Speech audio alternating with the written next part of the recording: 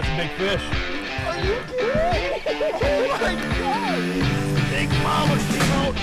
This is the biggest fish I've ever killed bullfish. Sun's out. Buck's out, baby. Good job. What a night. Right there in the rock. Look, there's a big one. Nice shot, Taylor. Get him, Smitty. Doubled up, baby. Hey!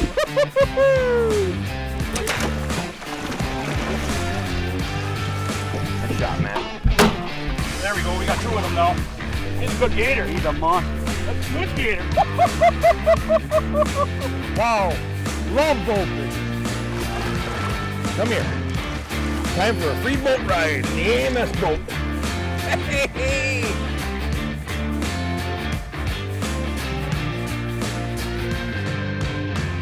Hey, everybody. Welcome to the Bowfishing Buzz Podcast, episode 43, presented by AMS Bowfishing and Megamouth Bowfishing as well. My name is Matthew. Here's my good buddy, D. Schmitty. Beautiful day, Schmitty. Absolutely. We've been spoiled here up in Wisconsin. Have been. Last week or two have been kind of like mid to high 70s for a high, low 50s in the morning.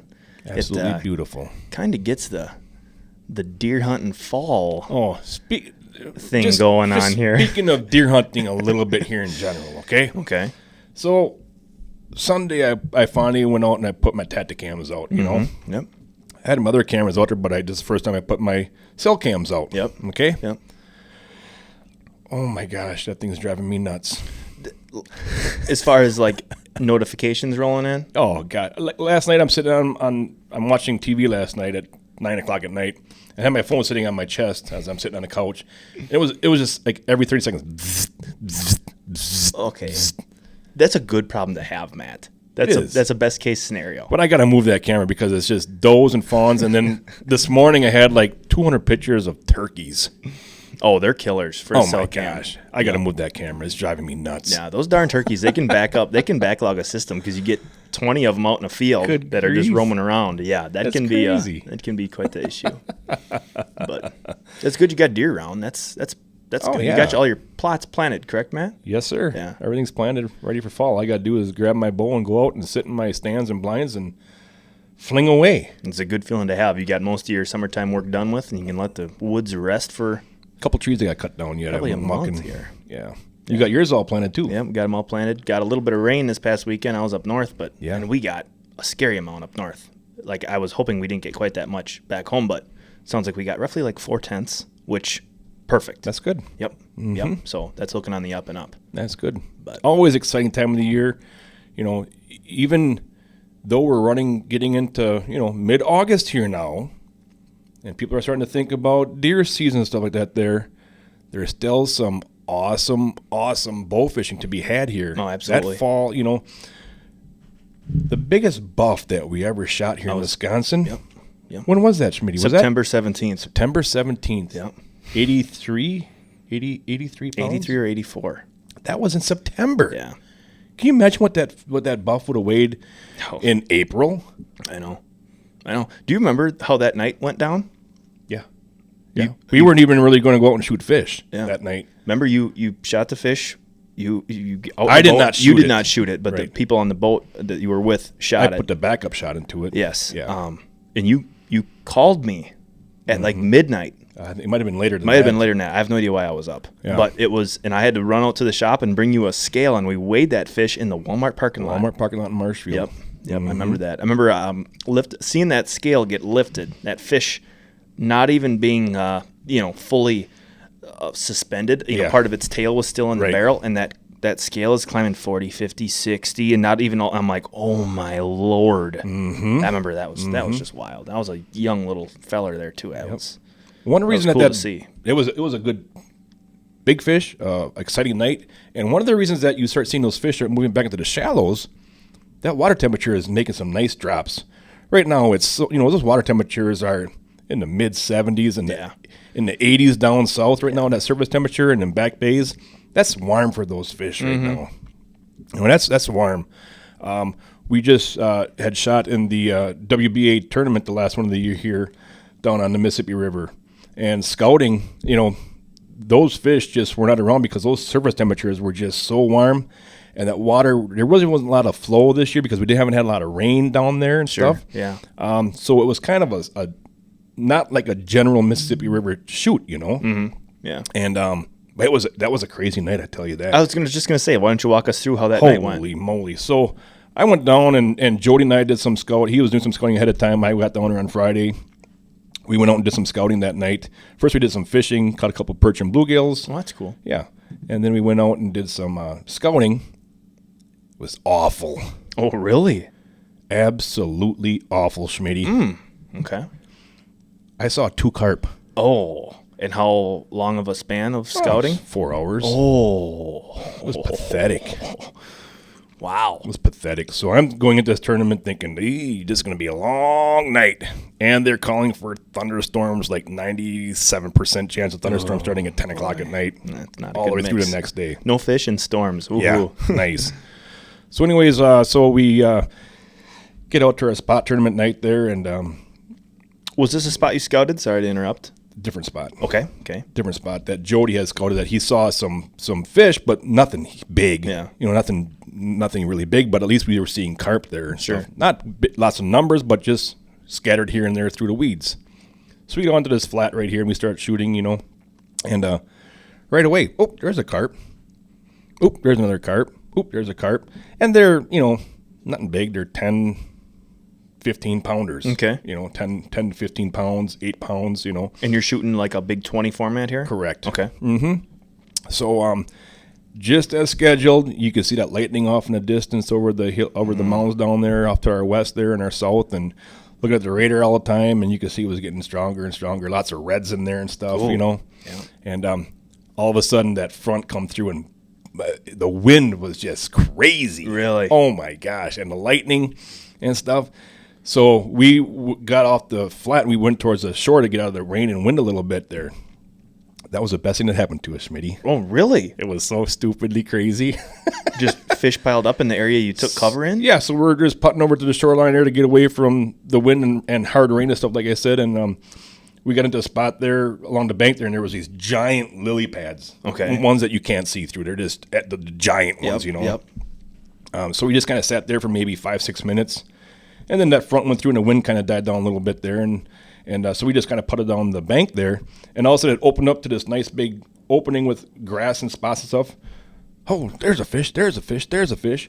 We sat there for probably, 2.5 hours. Oh, my gosh. And shot fish. You know, we shot some decent fish, some 20-pounders and stuff like that in there. So, How big of an area are you talking, Matt? I mean, roughly probably a 100-yard stretch by probably 50 yards wide. Really? Okay. Wow. Yep. And, you know, they weren't stacked in there by no means, but there was fish here and there. And I don't know what happened if maybe that wind, when it got so strong out on some of them other flats, that some of them fish came into that area. Sure. Just as like well. you guys, they were taking cover. Right. Yeah. But we hadn't scouted that spot. We never looked at that spot. We just happened to go there because of the wind and rain. Sure. Went down the bank and ran into that spot. Wow. It was pretty funny. So, and then from there, from 10 o'clock at night, it rained all the way through to weigh-ins. Oh.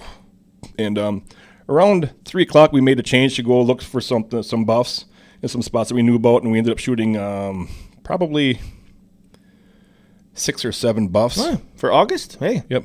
And we shot a nice big old 14-pound gar. Oh, nice. Okay. But one of the funny things, Derek, that happened, it was like 4:30 in the morning. Everything's wet. We've been in the rain all night long. Your hands are slippery. It's just 4:30 in the morning. You're kind of like in that zombie mode a little bit. Exactly. Yep. So I'm on the left side of the boat. Jody's driving. Trace is on the right side of the boat, and Danny is behind Trace. Okay. All right. I got my hood up on my rain gear, so you're kind of like tunnel visioned. You can't see like you can your peripheral vision with that hoodie up, you know, that hood on your head. And all of a sudden, I just, out of the corner from what I could see out of my eye, I saw Jody step back. And I turned and looked to my right, and Trace was coming towards me with his bow in his hand. And he got right next to me, and all of a sudden I saw his bow go right out of his hand into the water. I'm looking around, like trying to figure out. I says, "What, are you stuck? Or what's going on here?" Yeah. And he was just really upset. Did he have a fish on, or what? Was he snagged up in something? What caused the boat? I thought maybe it was a snag. Okay, so you guys were shooting at this speed. Okay, yep. So he had shot a buff. Okay, he come around the side and he's got his bow in his hand, and from his hand being so wet and slippery and stuff all night long and handling fish and slime on your hands, the bow just slipped right out of his hands and went into the drink. Oh, fish still attached. So he's got his bow, he's got his megamouth reel that he was shooting. Oh, no. Gone in the drink. Oh, no. And we're in probably 7 feet of water. Oh, over top of a big grass flat. The grass is laid down. The grass under the lights is yellow looking. The line on the megamouth is yellow. Okay? So we started making a bunch of circles and circles and circles. We made probably 5 or 6 circles. I'm like, this is a lost cause. And Trace is on the deck practically crying. Oh, jeez. Oh, my megamouth and my bow. Oh, my gosh, this is terrible, you know? All of a sudden, I look down in this little hole, and I see the line. Shut up. So I reach down, and I hook the line with my arrow, and I bring it up. Trace is like, are you kidding me? What? Oh, my gosh. So he comes up there and grabs the line, starts pulling on it. Up comes his bow and his megamouth reel and everything on his bow. Okay. So now he starts cranking. Megamouth still working flawlessly, I assume. Oh, yeah. Didn't have any problems with that at all. Well, we ended up getting that 17-pound buff in the boat, too. Oh, my gosh. That's wild. Did you end up weighing that fish? We did. Wow. Yeah. Wow. Yep. And we ended up winning the Big 20. Oh, heck yeah. That's William. awesome. Mm-hmm. What was your final weight, Matt? 332, I think. Okay. 332. Yep. We did not. We still finished in second for Big 20 Team of the Year. Okay. We weren't able to advance on that placement. We kind of knew it was going to be hard. The other team just pretty much had to show up and come to weigh in. Oh, really? Okay. Yep. So congrats to those guys for winning Team of the Year, and to the numbers guys as well. It was a great season here in Wisconsin. Like I said, I'm so proud to be part of the WBA because I believe that as a club they do such a great job, you know, with the tournaments and then doing a couple of youth events throughout the year. It's just a really great organization. There's a lot of input. There's a lot of good people in it, and I'm proud to be part of the WBA. So remember, you know, join your local, you know, your bowfishing club. Join the BAA. Get involved. Get out there and help. You know, that's one thing that I always see on social media is people commenting on making comments about, you know, tournaments. Oh, you should do this. You should do that. You need to have it here. You need to do it there. Well, then do it. Yeah. Then do it. Yeah. You mean as far as the people commenting should join the club to try to do it? Just in general, where you see somebody make a comment about a tournament that they're going to be running. Well, why do you do this? Why do you do that? Well, do a tournament then that way if you want it that way. Right. Yeah. You know? Yeah. Don't nitpick if you don't have a solution or something to offer that's better than what's currently Get out there and offered. help and do something. Yeah. Right. Mm-hmm. Yeah. Yep. So, just my input, anyways. Yeah.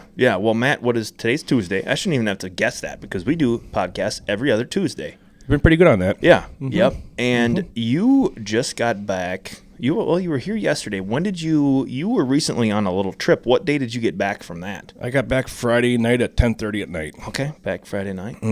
This is going to lead into also who we're going to have on the podcast. Absolutely. Today. You were out with friend of the company, great friend of yours. Absolutely. Corey Brossman, out in Delaware, correct? That's correct. And just based off some of the pictures, looks like you guys had a pretty good time out there. It was a good time. It was a really good time, something that I've never done before. Yeah. I've gone out and shot stingrays before, but not this type of species of stingray that we're going to be talking about. Okay. Had a lot of fun. And before we get into that, Derek, remember that you can go to our YouTube channel and watch this video podcast. There's going to be a bunch of cool video, a bunch of awesome pictures of what we're talking about in here. So you can go out there and watch that as well on the YouTube channel, AMS Bowfishing. Yeah, yep. And just for as far as you guys listening, we kind of did this. I forget what trip we did this with before, Matt, but it kind of worked out pretty cool. We're going to give Corey a call here in a couple minutes here. Yep. And I don't know anything about the trip, really. Right. Other than just little social media posts that I saw that you guys are posting. I'm just going to try to learn right along with everyone who's listening and just ask you guys a couple questions, and we'll just kind of go with the flow and see where that leads us. Yep, All absolutely. Right? So we'll give... Should we give Mr. Corey Brossman a call? I hope he's up. I know he's probably out all night last night with clients. So we'll give him a call here. See what Corey has to say. Brossman Boys Bowfishing. How may I direct your call? Nice, nice. I like that. I want to shoot some stingrays. How do we get that lined up, buddy? Well, down here on the East Coast, that'll take you for a boat ride. But if you want to shoot stingrays, I guess we could fit you in. You are the man out there. That's for sure, Corey. That's for sure.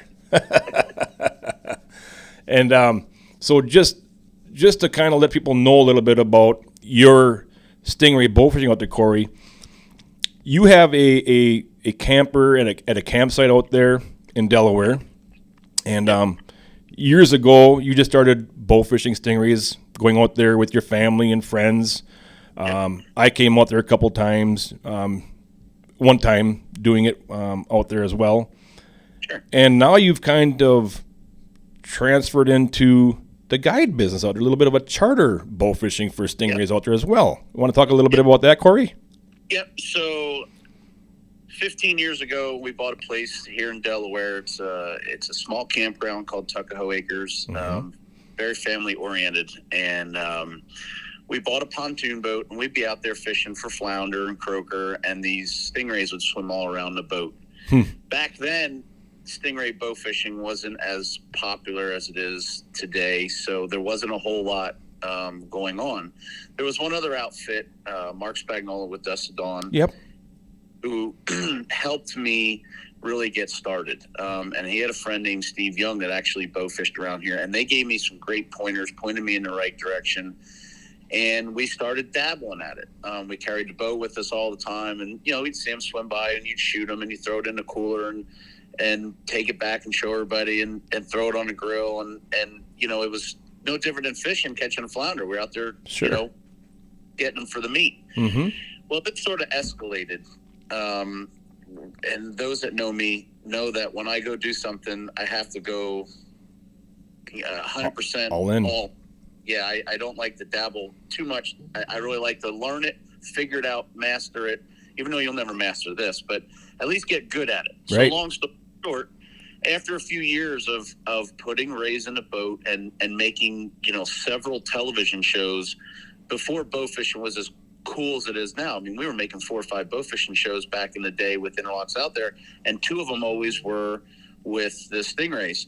I had another charter captain who's now chartering here, Nick Sampson with Mob Squad, who also produced our show at the time, and we were having cook-offs with the Stingray. Oh, wow, that's cool. Yeah, that's cool. Yeah, so this shooting the stingrays and eating the stingrays isn't something I just made up overnight. It's something we've done the past 14 years. Yep. Well, through the years and getting to know a lot of great people in the bow fishing community, we brought a lot of people here just to share the experience. We've had Al Brusky, we've had AMS Bowfishing, we've had other celebrity TV shows. We've had Shawn Michaels and Keith Mark with, at the time, McMillian River Adventures. We've had Ralph and Vicky, and we just brought them out here. They're my friends. Jump on the boat and let me share the experience. Cool. But through that, we started to figure this out, and we were getting phone calls and emails left and right about, hey, we want to go. Well, the captain. So none of us decided to, I can't take you. So I was pushing a lot of people away, and I felt like we had to do something. So last year, a friend of mine that I grew up with, no relation, even though you keep calling us Brossman brothers when you're out here, but no relation. So Aaron Brossman and I played playing football and just playing as kids since we're 3 years old. Our grandmothers lived next to each other. He got his captain's license, and he started Sea Monkey Charters for offshore fishing and bay fishing. And he said, I don't understand why you're not taking people out and getting your captain's license. I said, I don't have time. So he offered up to team up with us, and we started Brossman Boys Bowfishing. He is the licensed captain of the boat, and I'm basically the first mate. Cool. And what we do is we bring in 20, 30 charters a year.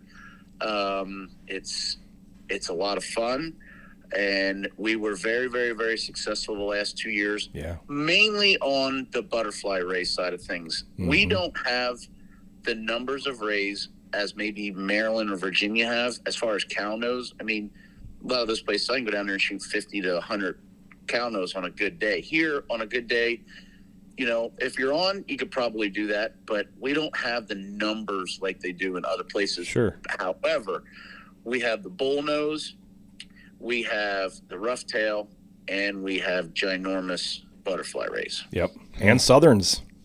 Oh, and we have Southerns and Atlantics and cow nose, but we don't have the numbers of those like some of the other states. But sure. what we do have, and I think is from, you know, bringing so many people here, they all go out.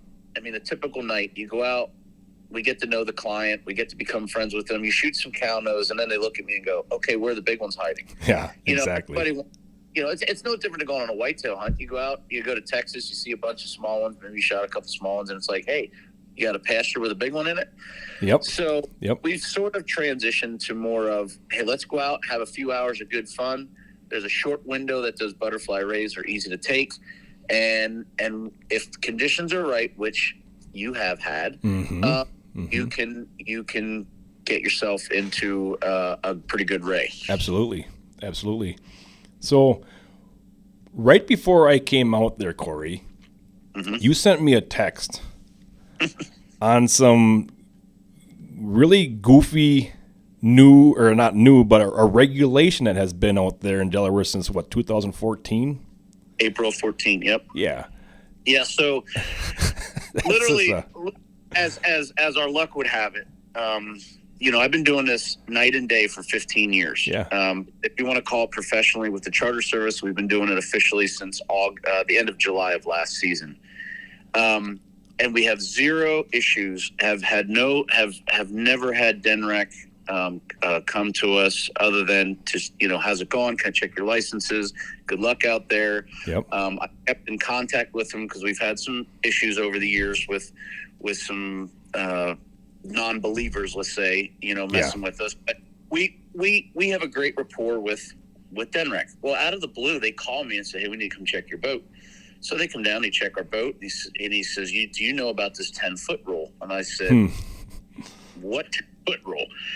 Apparently, long story short, back in April of 2014, one of the big wigs wrote a bill or whatever, House Bill 204 is the exact bill, basically saying that, and it was designated for trout fishermen here in the Bay, where the trout fishermen, the commercial trout guys, were going out and lighting up the water and attracting the bait fish, which then attracts what's underneath. And then they were throwing and they were catching all the trout. And, you know, it definitely hurt the trout fishing industry here in Delaware. Yep. So Bill 204 was basically written to help eliminate the use of lights for illuminating purposes to attract fish. But the loophole in the whole thing, which wasn't a loophole, it never specifies, it still doesn't specify anything. Right. So what happened was we had somebody, after shooting the world record a few weeks back prior, I'm sure, got upset that, if, you know, we're shooting these beautiful big creatures and they're just a non-believer, and it is what it is. Well, a constituent wrote in and said, hey, we're seeing these boats on the water because there's other boats, and they shouldn't be out there lighting up the water. They shouldn't be attracting these stingrays to the lights, and they shouldn't be shooting them. Yep. Well, it's a law, and it is written right there, black and white. The problem that backfires right now is, and where they don't understand, is it says illuminating purposes. So illuminating purposes could be anything. There's nothing specific that says bow fishing, or just tying on a knot, or just looking at a buoy, or docking your boat. And the law doesn't specify, because it says vessel, shoreline, or dock. So we drove around and found state park docks that are technically so we didn't want to cause a problem, so we complied. Which you got here. Yeah. And thanks to Trevor at Outrigger Outdoors, he sent over a pile of lights and plug and play stuff so we could immediately do this. And you literally got off the airplane and became a construction worker. And we constructed a 12 foot high found cage around the cage that we drive on, with the tail fin being up that high. We can, I can steer. Yeah. And we just elevated it. We talked to DNREC, and they said, "You're in compliance. Have fun." Right. And wow. Out we went. Yep. Lights that were, once we're on the pontoon, the light bar was probably 6 feet above our heads, 7 feet above our heads. Yeah.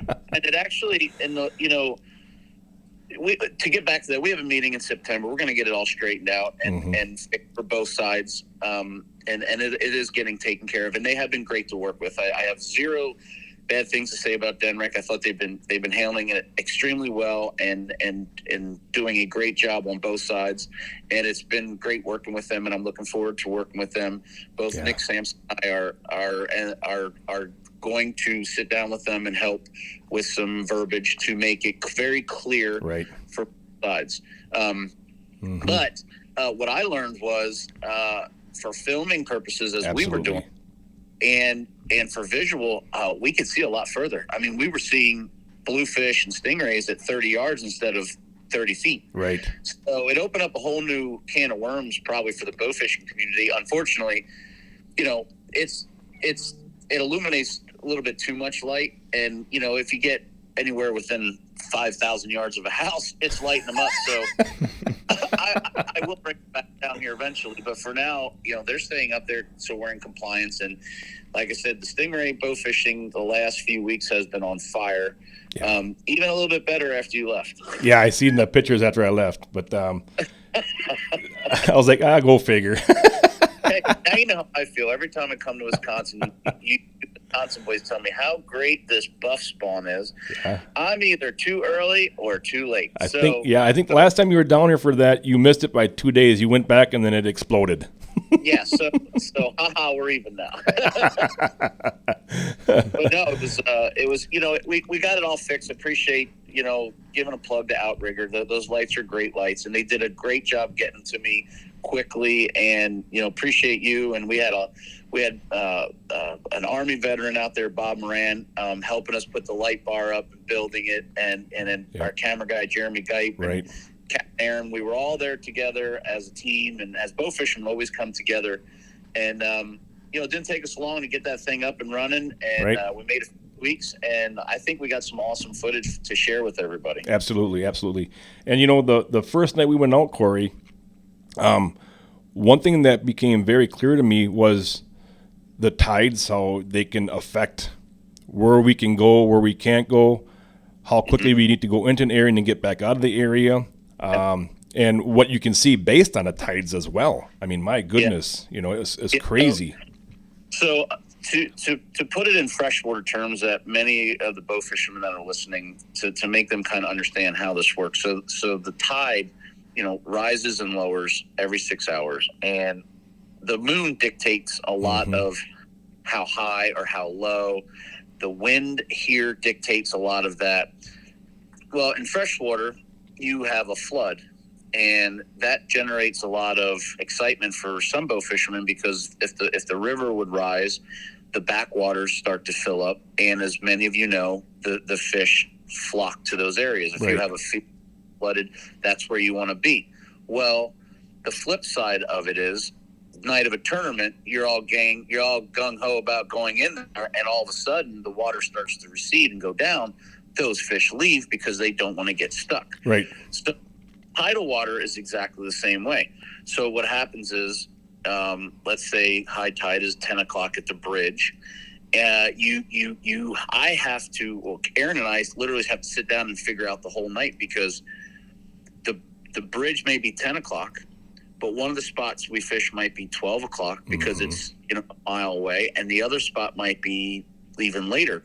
So we have a system that's been working where we can play the tide in each spot and generally get that 2 hours of great fishing at each location. Right. So we move around a lot. As you notice, like, we would be in a spot, and all of a sudden, like, why are we leaving? We're on fish. I'm like, I'm telling you, in the next 15 minutes, these fish are gone, and we're going to get stuck. We would go further down the bay or into another bay, and then you would have that exact same water for that 2 hours. And we are very productive doing that. Sometimes you can't. Like last night, for example, we had a 11 or 12 degree temperature drop, and we had 14-mile-an-hour northeast winds last night. Well, there was no way south, the whole south shoreline of a bay because it was chocolate milk. So last we fought around a little bit to find rays, but we found some, and the clients were extremely happy, and we got it done. We went now 7 for 7 on butterfly rays last night. We came up butterfly ray, but we found 6 bullnose. So sometimes when one ray is not active, we can find others, and this all just comes because I live on the water. I mean, if Aaron and I are not on the, if Aaron's not on the water, I'm on the water. Right. As soon as I get off this podcast, I'm heading out. We have 20-some-mile-an-hour winds today. Well, I want to know what the rays do in 20-mile-an-hour winds, so I'm going to go find some rays and just drive around and follow them and see what they do, and that's how we learn. Right. That's how you learn. Right. Yep. Yep. So getting to this trip here, Corey. Like I said, we went out the first night. We shot a couple cow nose. How about you tell them that you didn't get here on time? That's a whole story in itself. My goodness. Let's throw a wrench in the whole thing first. So to the listeners out there that are driving or sitting home, Matt calls me at I forget what time. He says, Corey, I'm not going to make it. so he got stuck in Chicago, of all places. Yeah. And no offense to Chicago, but he got stuck in Chicago. 13 hours in the airport. Oh. 13 hours he spent in that airport. So yeah. I had a feeling that the first Stingray he saw was going to look like a pincushion. He definitely had some frustrations, but nevertheless, Matt made it about 18 hours late. Not his fault. So right. I knew we had a lot of work to do, and on top of it, we had to build that tower. Right. But once we got the tower up, I believe we got about an 11 o'clock start. It was flat, calm, and out we went. Yep. And we shot a couple southerns, some cow nose. So we got some. I was able to get my eyes adjusted to what I need to be looking for because the water is a little salty, a little stained, and the top of all the rays are the same color. The only way you can see them is if they take off and you can see that white flap on their wing come up a little bit. Correct. And then you can finally okay, there I see it now. Yep. So it took me a little bit to get. It's easy. What you think? Everyone says, how do you miss a 3-foot Stingray, right. or a 4-foot Stingray? But they camouflage so well. Don't have crystal clear blue water like some other areas. You're right. We have a stained, salty colored water. Right. Sometimes it takes a little time for the eyes to get adjusted. So, right. But Absolutely. We did some rays and did a little scouting and had some fun. Yep. And then the next day we went out and we did some daytime shooting on some cow nose and had an absolute blast. We had a guest that I kind of knew about in the past, Colin. And he was helping us on this trip. He was very helpful in getting the boat ready, getting the gear ready, getting the coolers ready, getting the motors ready. Really special kid and a neat kid that you kind of took under your wings out there as well. And having him in the boat, Corey, was a pleasure. Oh, yeah. So Colin's had a very rough life growing up and has some medical issues. And when he started coming around at the beach, a lot of folks kind of pushed him away because he was just a different kid. And Julie and I and Brody and Cammie really took to this kid and took to his grandfather, Bobby. And we fed him, and I started taking him out fishing and started taking him out bow fishing. And I remember the very first time that Colin helped me put the boat in the water with his grandpa, and I threw his life jacket on, and we went out for a test run. Of course, I took a bow with, and there's a cow nose, and I shot it, and I handed him that bow to reel it in with the retriever. And I'll never ever forget the glow in his face and the light in his eyes. Right. And I had wrote a Facebook post back in the day about that day, about how special bow fishing is and why I really enjoy it. And that was the moment right there that really, I guess, certified my love of the sport, is seeing someone like that experience the Stingray fight for the very first time. Well, the owner of the trailer park, Van Brown, actually called, read that, and said, "Hey, I need to talk to you." And at the time, and still, Colin, all he does is help everybody. And everybody want to give him money. He doesn't take any money. He just loves to work. And he was a little kid. He was only like, I don't know, 7 or 8 years old. And long story short, I contacted you and some of the other sponsors, and you had sent him a retriever. The owner of the trailer park van bought him a new bow, just like Little Brook. And we got him all set up at the time, and we did a Growing Up Out There episode on Colin's first bow fishing bow, and he got his first ray with his own bow. Very cool. And since then, he's been on my boat hundreds of times and shot dozens and dozens of rays. But he is now 15, and he's grown up pretty fast. And every time he shoots his bow, he gets excited and he pulls the string off the wheels and blows it up every single night. Well, we had loaned him a hooligan, and it was actually Cammy's bow, and he kept telling us, "Don't tell Cammy, don't tell Cammy."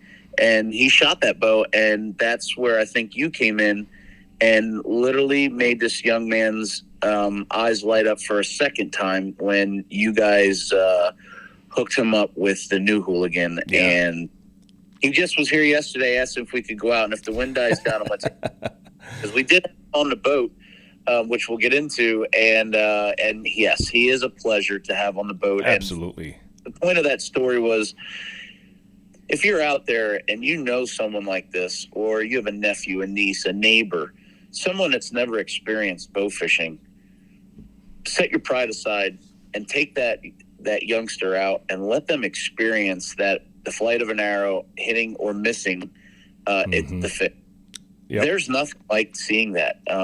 There's nothing like a kid on the water, and you know, they don't have to worry about scent control. They don't have to worry about, you know, the fish going to see me. They can be a kid on a bow fishing boat or on a bank, you know, or bank fishing.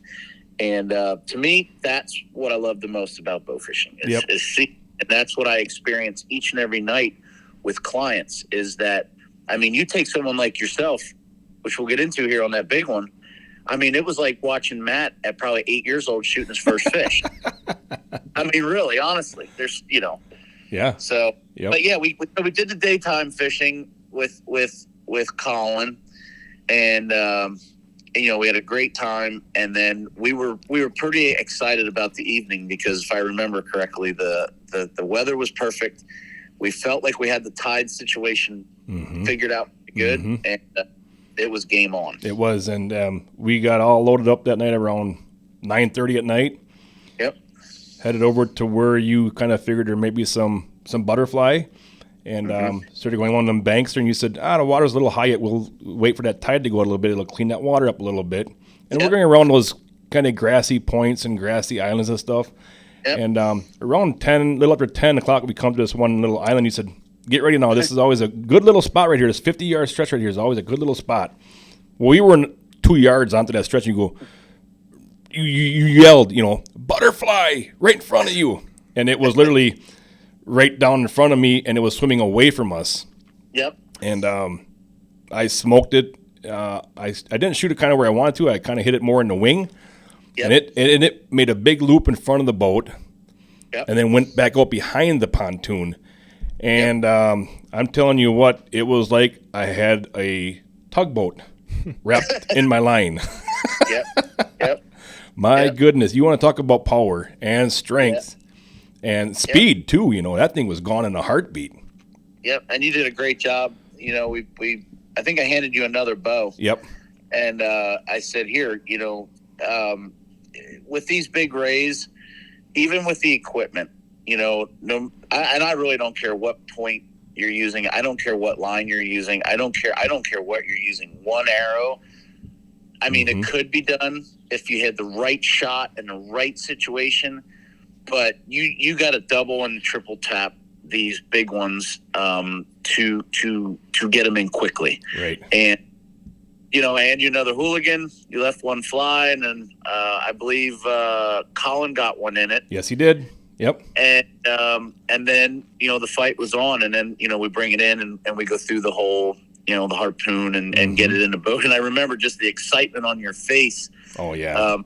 And I think the most exciting part of the whole thing was when you looked at me and said, "All right, Cindy needs pictures," and I said, "Well, this is the part where we just can hold it up."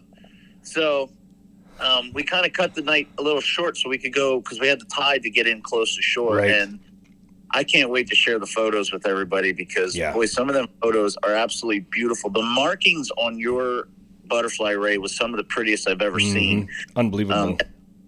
Those butterfly rays, from what we're learning, are more like a chameleon. They actually change. I don't know so much they change color, but the last couple nights we've shot them in really light colored sand, and they were light tan. That one there was just off there was a little bit of a deep channel there, and it came up out of that deep channel onto that point, and it was just dark and had beautiful markings all through. Yep. And I'm so glad that we took those pictures at nighttime, because we shot it at 10:30 at night, got it in the cooler after we took pictures, and then we went back out the next day to take more pictures, and that butterfly had lost so much of that pattern on his body. It was just like a gray sheet at that time now. But there again, our cooler's that color, so, and that's one thing too, is we're, as far as I know, one of the only outfitters or charter services. We have the biggest cooler known to man on our boat. Yeah, that's a giant cooler. It holds 589 bush light cans. That's what they told me. But I can tell you, it holds a lot of butterfly rays and a lot of ice. But we ice up before we go out, and we keep those things fresh. Yeah. So we were able to keep it in there ice cold, get it out the next day, and you're right, they lost a lot of color, and then we cleaned it up and gave the meat off to Jeremy and Danielle, who I believe took very, very good care of us that evening. Yeah, it was incredible. We got footage of you flaying that butterfly, not only the butterfly, but that the cow nose as well. And it's just it's such a different type of getting meat off of something you just harvested, like unlike a deer, unlike fish. The fillets were just so different looking. And I tell you what, when Jeremy and his wife prepared that for the grill, I was totally shocked. I'm not going to lie, I was totally shocked, because how many outdoorsmen have actually prepared butterfly ray or rays in general on the grill and have eaten them? Not a lot, I'm going to say. Not a lot. And one of the keys, one of the keys to stingrays is they're in the shark family, which they urinate through their skin. And if you don't keep that ice cold, or if the proper way is when you harvest it or shoot it rather, you cut those wings off right away and put those on ice separately. That is then you are ensured of great tasting meat. Right. For us, we're in the heat of the moment. We throw them in that big cooler on ice. At the end of the day or the end of the night, they're ice cold. I've never had a problem. We fillet them, both sides. You get 4 pieces of meat, fillet the skin off, and then either I freeze it in water and freeze it, or before we prepare it, I like a 24-hour soak. But then butterfly rays, you can get away with 6 hours, no problem. But a 24-hour soak in Sprite or buttermilk is the key to stingrays. Jeff White called me from Florida, a great friend of mine, does a great job down there in Florida with charters. And he's like, "Man, how do you cook this?" And I said, it's not the cooking part, Jeff. It's literally the point, just like a whitetail. I mean, gosh, we're out here in 90-degree weather. If you throw that in the deck of your boat, or like the other guys throw them in the barrels with nothing on it, it spoils in minutes. The consumer or the client eats it for the first time and is like, "Bleh." This suck. And I've been there.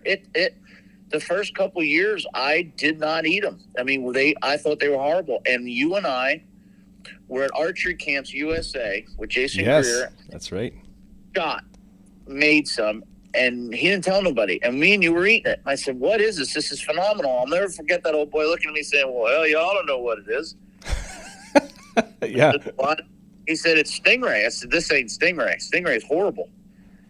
And Shot was the one to tell me how to keep them cold. That's cool. And I never forgot that. And I don't remember how many years ago. That was probably 13 years ago. And ever since then, I would say 85 to 90% of the rays that get on my boat are cut up and ate. Yeah. And that's a lot of. Yeah. It was incredible. They made us Stingray cheese fries. Yes. Oh, and they were phenomenal. It was unbelievable. So what they did is they put the Stingray meat on the grill, and Jeremy kind of like chopped it up with his spatulas and stuff and got into smaller pieces. It kind of looked like a chicken once you shredded a chicken. Like steak. Yeah, like chicken cheesesteak type thing. Yep. And then he had a bunch of French fries. They laid it in a pan, and then he put the Stingray meat over top of the French fries, and then he put a bunch of shredded cheese on top of the Stingray meat. And then he put it in the grill and closed the lid and let that heat up for a while. Yep. Unbelievable. It was amazing. And seasoning and little barbecue sauce.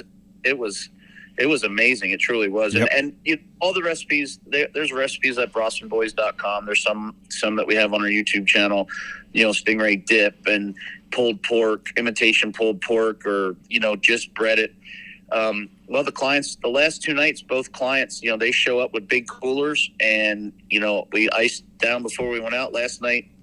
I shot some cow nose and some southerns. They took all the meat.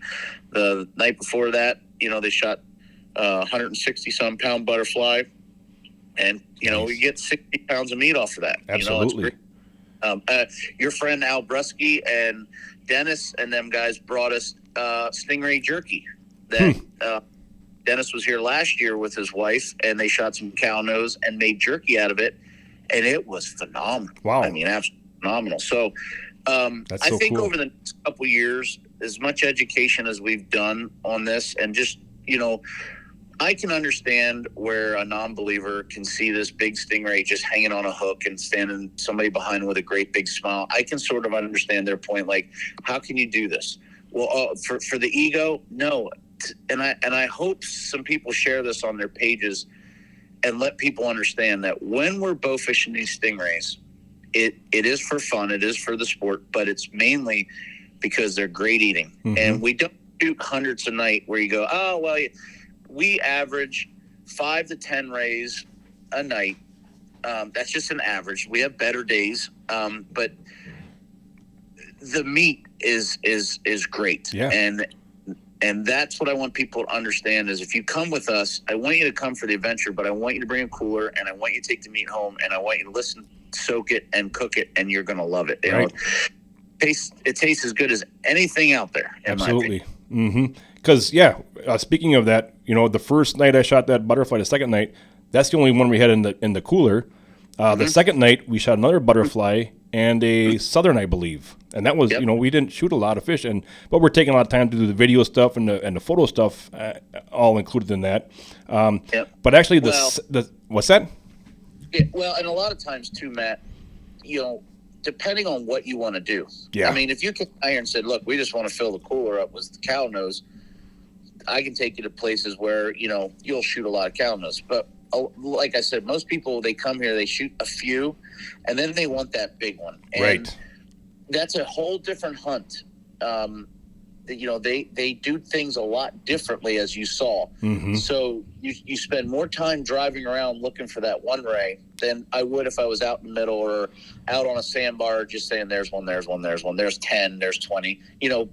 Southerns and butterflies and even bullnose, they don't school up per se. Not that I haven't seen them schooled up. There's onesies. And right. So, don't get the idea if you come here, you're going to see. I mean, if you want to see hundreds, I'll show you hundreds. But you're going to shoot cow nose. If you want to see a couple cow nose and then transition, we'll go get you a big one. Right. And that's kind of how. But yeah, that second night, the second night we had Brody with us. Yes, your son Brody, and I have never seen somebody so jacked up to shoot needlefish. versus a 200-pound stingray as Brody. He was all about. As soon as he would see one, he'd like, Dad, go over there, go over there, go over there. You can just. It just so happens that Brody's sitting right here with me. Oh, that's awesome. and he's listening. He had a great big smile. So Brody, tell him why you like shooting needlefish so much. I like the challenge in it, and shooting a fish that is as skinny as your arrow. That's probably the biggest challenge you can get out there. I hear you on that. Yeah, that is a challenge to get those little needlefish. They're called needlefish for a reason.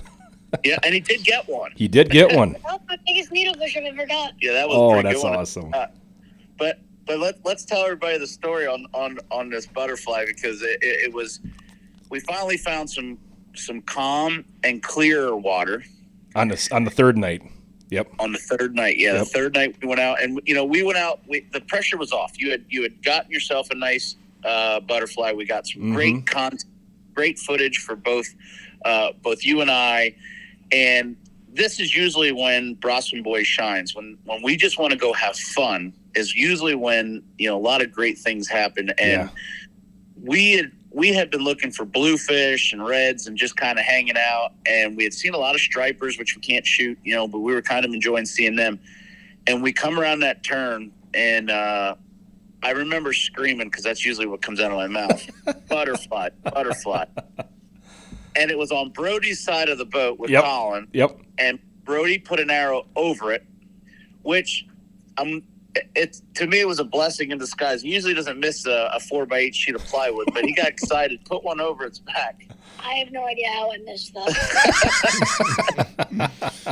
But it was good because we had more time to get the camera set up, get everybody in position, and we chased that thing down for a little while. Yep. And you made a fantastic shot and fought that thing for quite a while, because we wanted to see if we truly could bring it in with just AMS gear. Mm-hmm. And I think we realized after a few minutes that it was, a little tough. And I just posted it on Instagram, the slow-mo of me over your shoulder when you let, we had to put the double tap.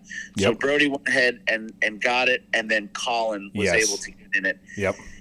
And from Colin's my godson now, and Brody's my son, and you're like a brother. So me being up on the perch, watching the three of you handle this ray, it's the very first butterfly ray that's ever been taken on my boat that I didn't do something as far as, I did nothing. Yeah, you jumped in the water and filmed it.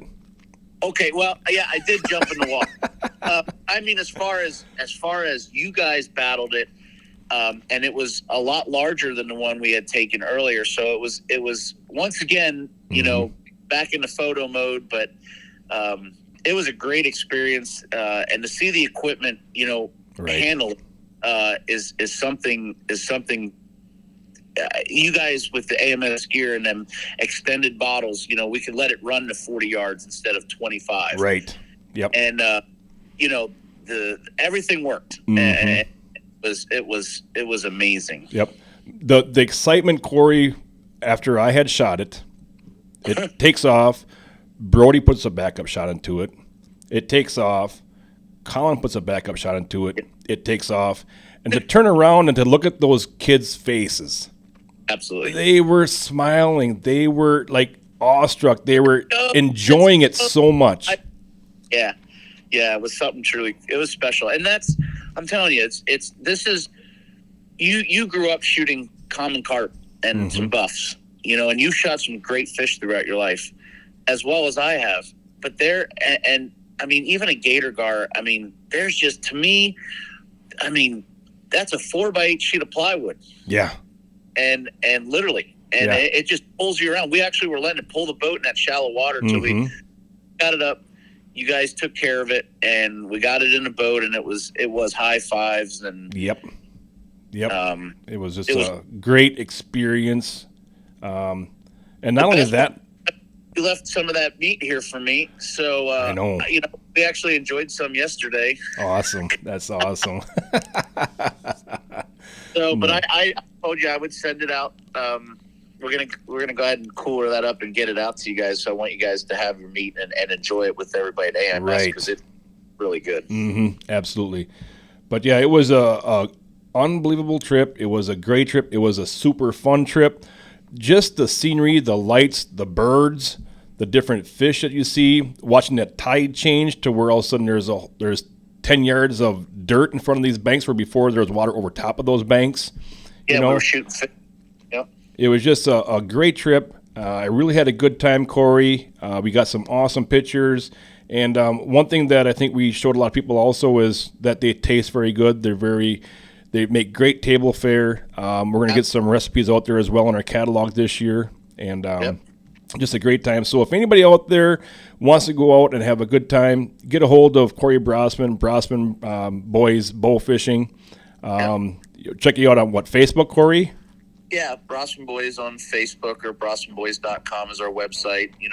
AMS has been with us for 16 years, with me personally, with Interlocks Out There Television, and we have now we're working with Barbed, which is a TV show that features you and Jana, Tim Wells, just a bunch of brothers and sisters that really enjoy bow fishing. It's for the novice bow fisherman, but the more we can do to shine a light on the positive side, and there was no pun intended on that one, shining the light, as long as the light's 10 foot high, I guess. But if we can all together work together, what I was laughing with you and I out there was, it was funny because working with Interlock, obviously we make tips, and AMS makes tips, and we were laughing and giggling. I was so impressed on your Anchor QT, right? And you need to explain that to everybody, how awesome that was. Being able to, I didn't have to go. Our grapple, I got to push it through, take the tip off. It's got great holding power, but I really like the Anchor QT where I didn't have to get near the barb. Right. So every different manufacturer makes something that has a place in this industry, and we all need to stick together when it comes to bow fishing, or no one's going to sell anything because we won't have it. Right. And that's why you need to do EAA. No pun intended. Yeah. Join your state, the WBA and things like that. Join those and get involved. And keep the negativity off of Facebook, and the sport will be here for kids like Colin and Brody. Got that right. And like I said, you guys have been family for many years, and I wear your colors very, very proudly. I do got one funny story that I'd like to share. It was just prior to you getting here.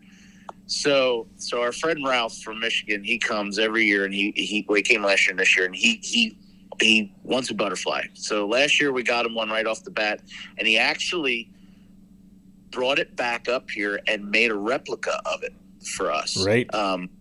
Well, he came back this year and gave me the replica, and Aaron gave us the replica. Now it needs painted, but he has it done. It's a 150-some pound replica. Well, he brings his buddy Lenny, and he says, I don't care about me. I want Lenny to experience this. But, so they were here for 2 nights. First night we go out and put Lenny right on top of one. He shoots it. He's happy. Yep. So we go out the next night. He says, now listen, if we see a butterfly ray, I'm not shooting it. We'll let it for someone else. We've each shot one, So we're coming down through the line there, and I said, well, there's a butterfly. And he goes, yeah, I know. I said, ain't you going to shoot it? He goes, I told you I ain't shooting it. I said, well, what if we film it? Oh, well, then I'll shoot it. He had a mega mouth on. And Lenny had one of our hooligans with extended bottle. Now, the mega mouth holds like 35 yards of line, something like that. And it's an incredible piece of equipment. And he smokes this thing, and it starts squealing. Well, the line about halfway gets caught on the side of the boat on a cleat. Oh boy. And unfortunately it rips off. Okay. So there's this Stingray going with an arrow in it with about 20 yards of line, and he still has something in the reel. Lenny's in it. Well, I jump off the top of which I stand up on that perch. Yep. I jump off as Aaron's driving the boat with a buoy in my hand, and I'm running in chest-deep water trying to catch this line. I caught the line, tied the buoy to it, and then they fought it for a while and put another, and we got it in. Oh, my gosh. So if you come out here, be ready for an adventure. Be ready for excitement. We recommend that you use our equipment, the hooligans with the big bottles, versus any, the spinners. I mean, they work. They do work. And I'm not bad-mouthing the spinners by no means.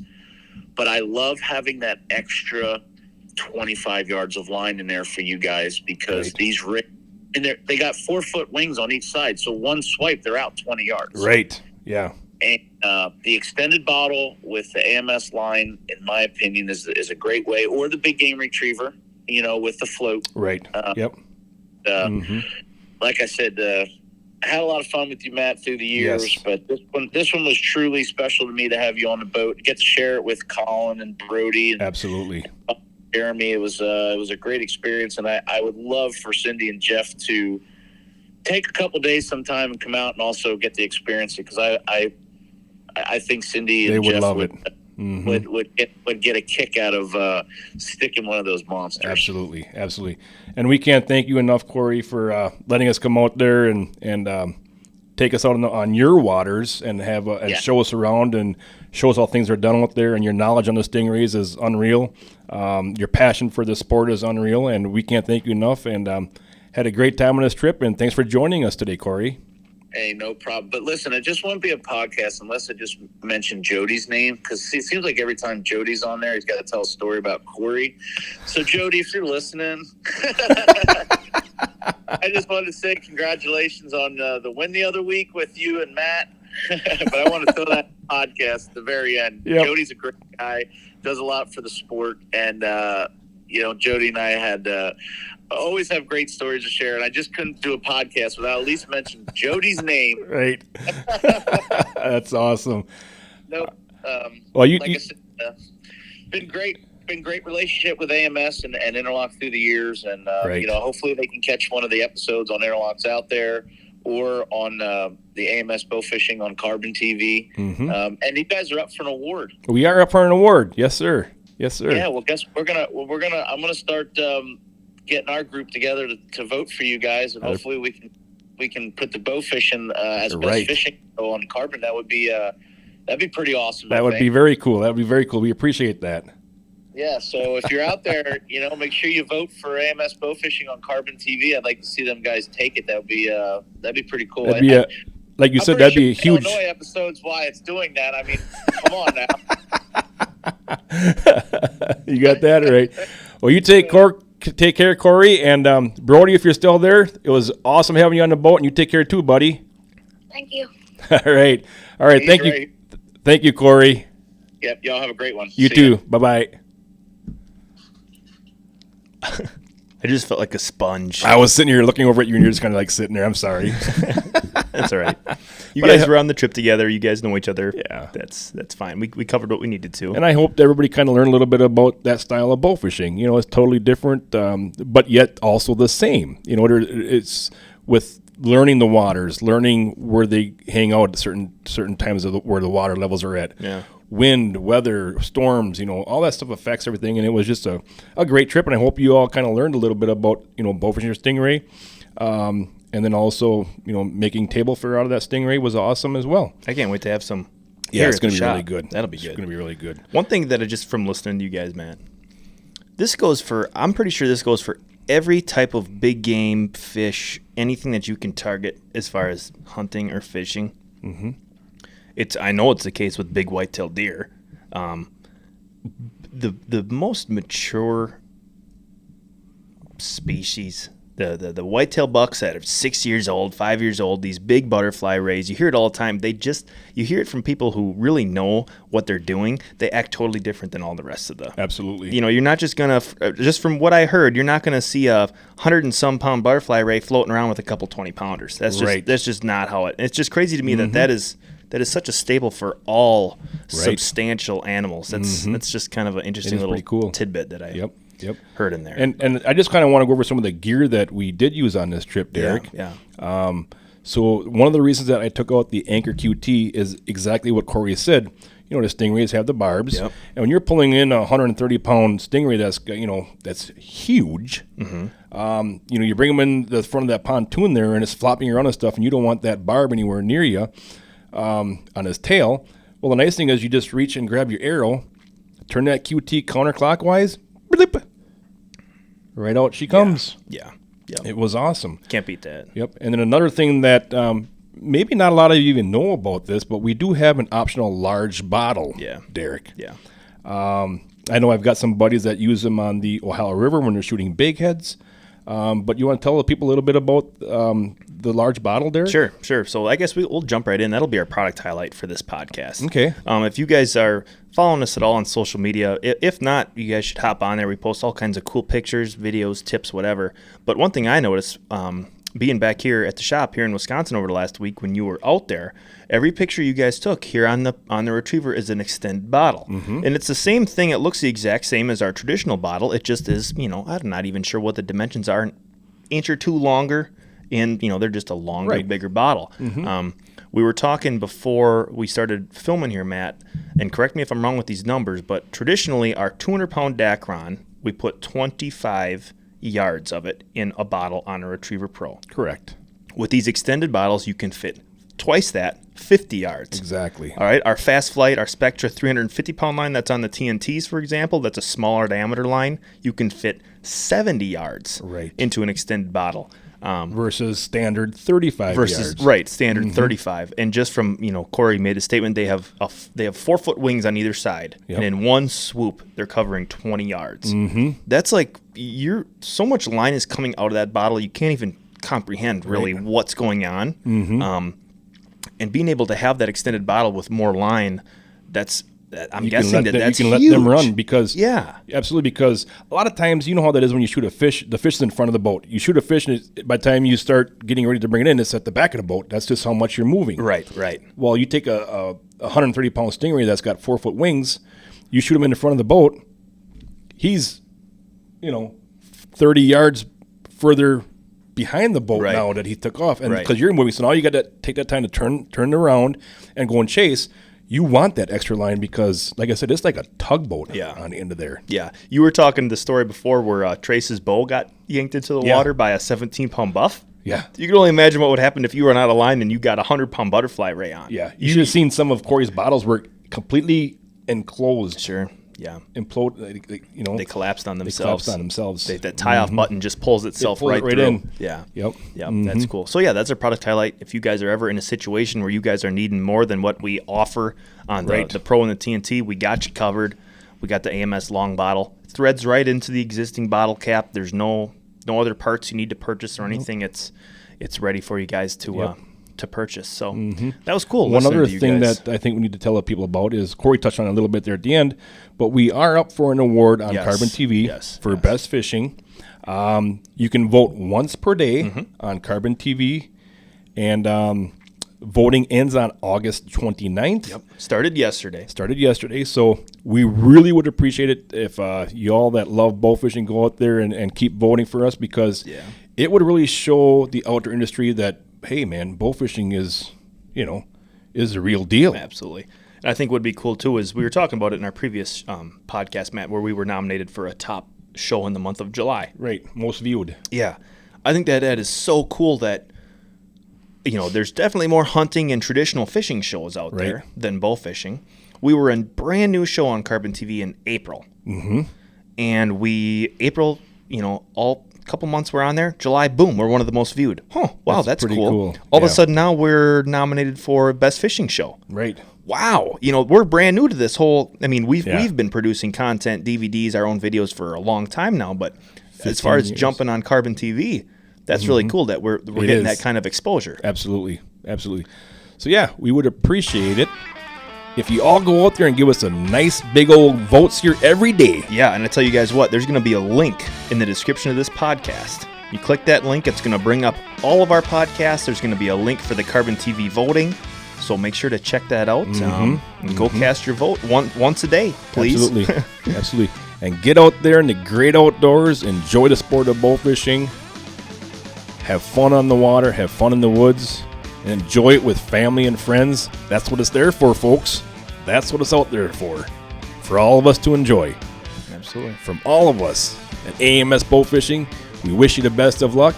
And remember, aim low, think big. Thanks for listening, guys.